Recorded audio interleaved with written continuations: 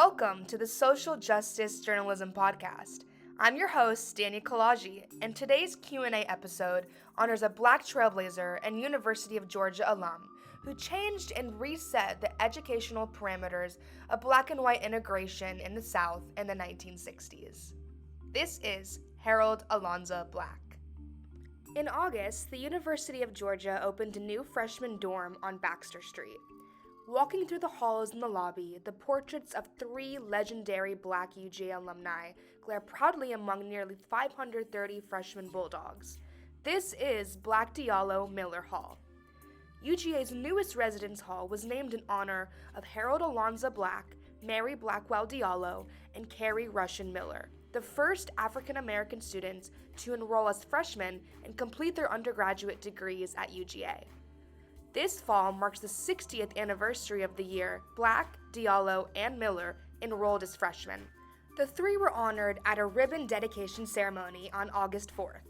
I spoke with Harold Alonzo Black himself, UGA's first Black male freshman and the first Black graduate of the Terry College of Business.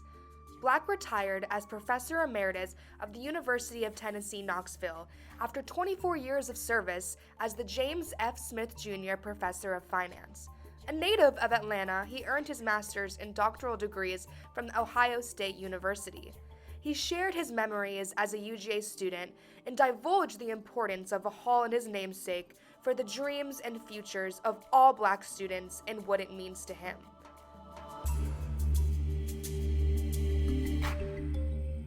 This dedication is, it's more than just a dedication to three Black students who attended the University of Georgia, but it feels like, the Black students who do live in that dorm, they feel a lot more, included in a very inclusive way for UGA to dedicate something that is, like you said, long overdue, but it is. Yeah. I understand that. That's one of the great things, and that is when a Black student walks in there and looks up and sees those three portraits and say, if those three people can come through the university at the time they did, facing the adversity and the odds that they faced, and yet all come out and have really successful careers, then I can do the same. I can make it too. And the university is sending them that message that if these three can come through and persevere, then you can too. Mm-hmm. And like I said, that's one of the reasons I'm so proud of the university. While discussing Black Diallo Miller Hall, Black also began to reminisce on his UGA memories, both difficult or sentimental. He spoke about the admissions interview process, professors, and campus life. What college did you attend, and did you have any favorite classes or professors or... I was in the College of Business. It wasn't called the Terry College in those days, but I was in the College of Business. I have to tell you, the reason why is that back in those days, if you were an educated Black, you either worked for the government or you worked for yourself.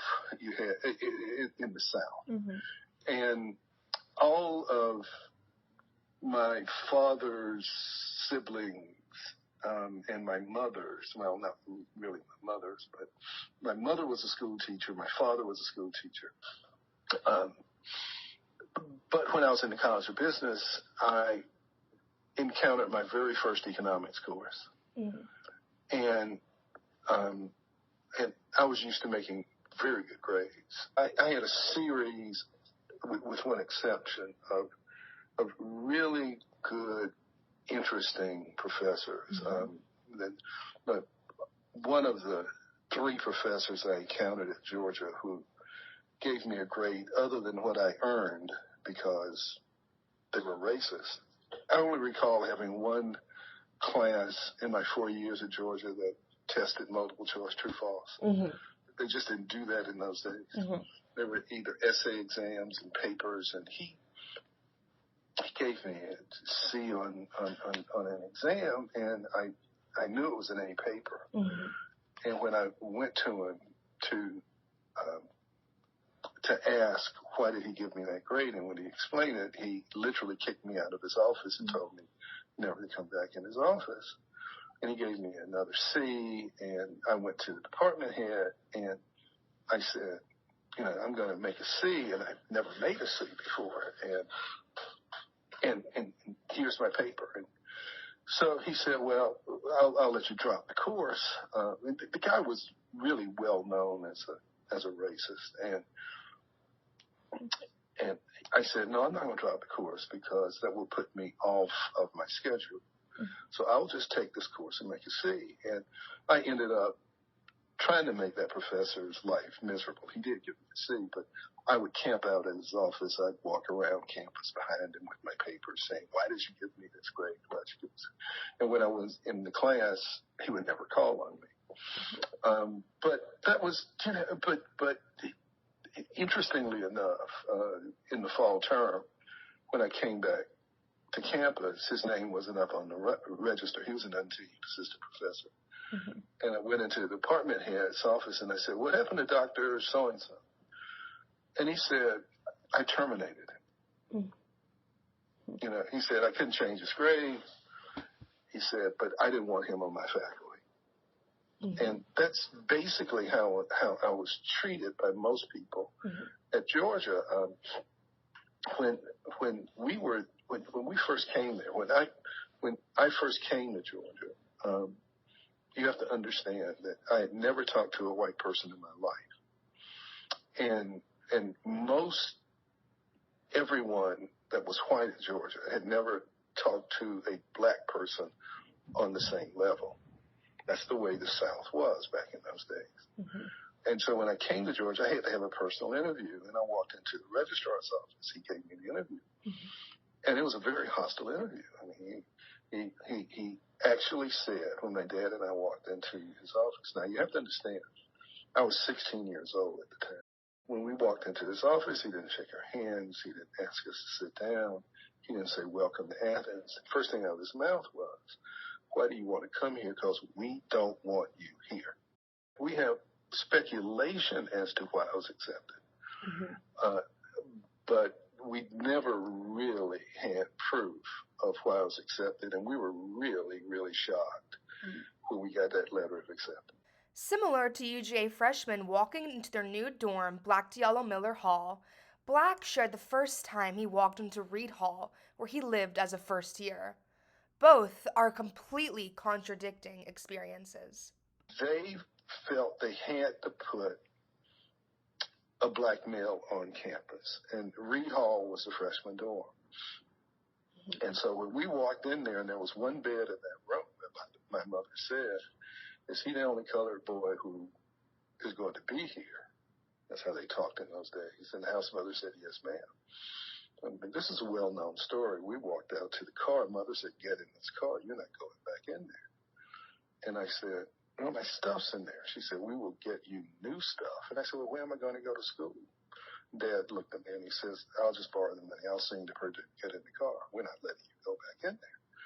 And I said, "Well, I'm here now. Let's just see how things work out. And if things don't work out, I'll just transfer." And so I walked back in there.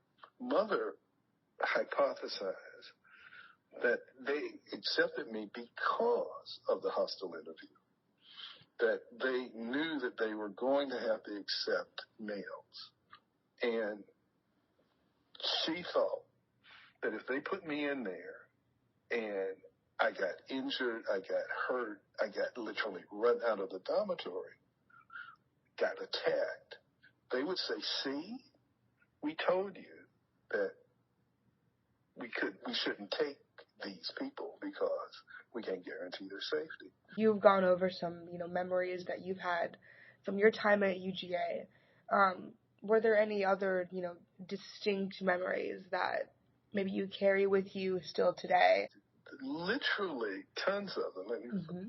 Virtually something occurred almost every day, at least during my first 2 years. But by the time my junior year came around, folks were basically used to having a few of us there. And by my senior year, there was almost a flood of black freshmen coming into the university, because by that time, the courts had ordered the Georgia public schools to desegregate. And then during my first 2 years, I didn't take any of that stuff seriously. I never was afraid, even though sometimes all sorts of hell was breaking loose.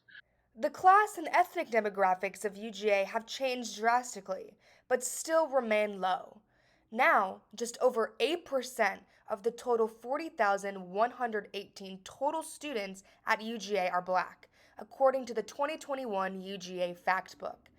As we celebrate the 60th anniversary of Black, Diallo, and Miller's enrollment at UGA in 1962, we are reminded of how far the university has come and how much progress still remains. Now just transitioning from your time as an undergrad student to, now having a dormitory named in your namesake and that dedication ceremony on August 4th, a great celebration of this milestone. Tell me about the dedication ceremony and, what feelings arose, what maybe even memories arose going back. Well, look, the whole dedication ceremony was wonderful because it brought back Carrie and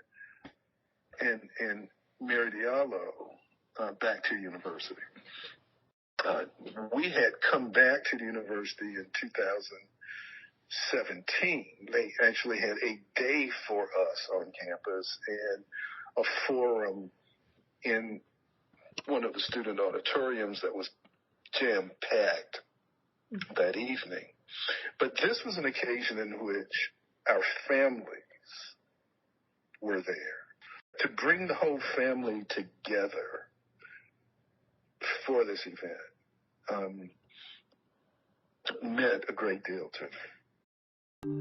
Reporting for the Social Justice Journalism Podcast, I'm Dania Kalaji. Thank you for tuning in.